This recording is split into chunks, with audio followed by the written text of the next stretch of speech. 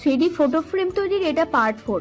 এর আগের ভিডিওতে আমি বেবির বেড তৈরি দেখিয়েছিলাম, এটাতেও বেবি বেডই দেখাবো, তবে একটু অন্যরকম ডিজাইনের হবে এটা। তার জন্য আমি প্রথমে সরু সরু করে ছোট 4 পিস কার্ডবোর্ড কেটে নিয়েছি। কাটার পর সেগুলো একটা আয়তাকার বক্সের মতো করে জুড়েছি। এরপর 4টে পায়া লাগিয়েছি।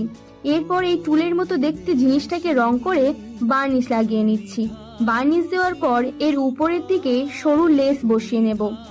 সরু লেসটা বসানো হয়ে গেলে এর উপরের অংশে চওড়া লেসটা বসাবো।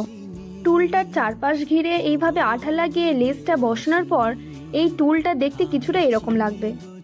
এরপর একটু ক্লে নিয়ে টুলের উপরের দিকটা ভরাট করে দেব। এবার বেবিটার জন্য আমি সামান্য ক্লে হাতে গোল করে নিয়েছি। আচ্ছা, বেবির মুখটা তৈরির প্রসেসটা তো তোমরা ভিডিওতে দেখতেই পাচ্ছ।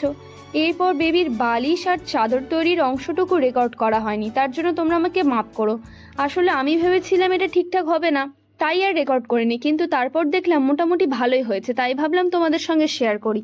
আজ তবে এই পর্যন্ত থাকলো। ভালো লাগলে কমেন্ট করে দিও, আর পরবর্তী পার্টগুলোর জন্য অবশ্যই সাবস্ক্রাইব করো। টাটা।